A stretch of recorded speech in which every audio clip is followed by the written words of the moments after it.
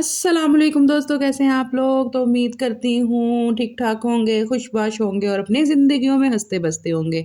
आज हम बनाने जा रहे हैं बड़ी मज़ेदार रेसिपी मीठे की। जो मीठे के शौकीन हैं वो तो बड़ी शौक से खाते होंगे इसको। ये बहुत ही जल्दी और आसान बनने वाली रेसिपी है। तो जी हाँ, यहाँ बात हो रही है शीर कौरमे की।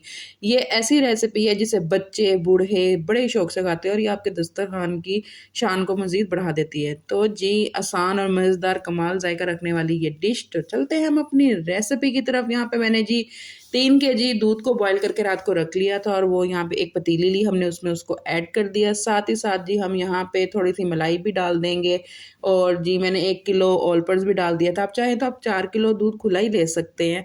ये ऑप्शनल है। और साथ मैंने इलायची पाउडर ऐड कर दिया था, कोई 6-7 इलायची को मैंने जो है ना दरदरा सा कूट के वो ऐड कर दी थी इसमें। और जब तक दूध बॉयल हो रहा था हमने इतने में जी जो इसमें नट्स डालने हैं उसको ड्राई रोस्ट कर लेना है। मैंने एक पैन में 2 चम्मच देसी घी डाल के, आप मक्खन भी ले सकते हैं, उसमें मैंने बादाम डाल लिए थे, उसको हल्का सा रोस्ट किया बिल्कुल धीमी आंच पे। थोड़ा सा किशमिश डाल दी थी और पिस्ता डाल लेना है हमने इसमें। इसको हमने ना अच्छे-अच्छे बस हल्का-हल्का रोस्ट करना है, बिल्कुल धीमी दम वाली आँच पे, तेज़ आँच पे तो बिल्कुल नहीं करना।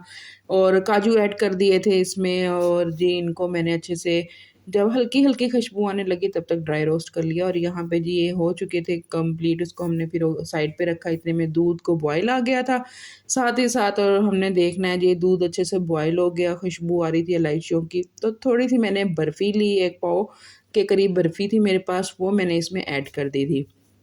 आप बर्फ़ी की जगह इसमें खोया भी ले सकते हैं।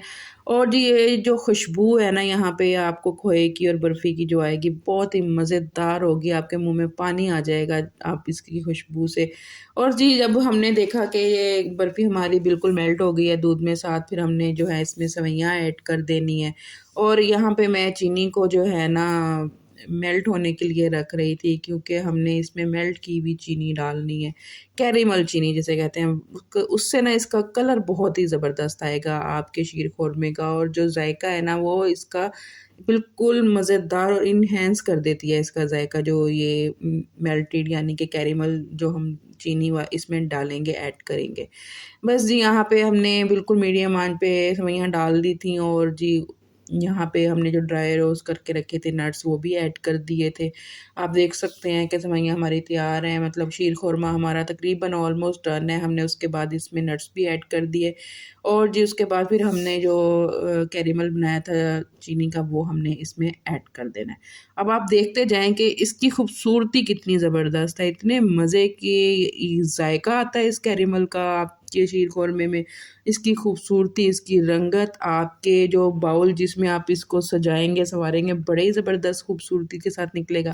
चलें जी, यहाँ पे आता है डिश आउट करने का टाइम। और जी हमारा शीर खोरमा तैयार था, इसे हम करते हैं डिश आउट। आप देखते जाइएगा कि कितने मज़े की और जो है ना ये तैयार हुई थी। आप चाहें तो यहाँ पे ऊपर खोपरा भी डाल सकते हैं, मैंने नट्स के साथ इसका मेकअप शेकअप कर दिया था। तो नाज़रीन, ये थी हमारी आज की मज़ेदार रेसिपी शीर खोरमा। उम्मीद है आपको ये बहुत पसंद आई होगी। ज़रूर ट्राई करें और अपनी राय और कमेंट्स मुझे ज़रूर दें। और जी मेरे चैनल को सब्सक्राइब करना ना भूलिएगा, शेयर करना ना भूलिएगा अपने दोस्तों का। अपना ख़्याल रखिएगा। अल्लाह हाफ़िज़।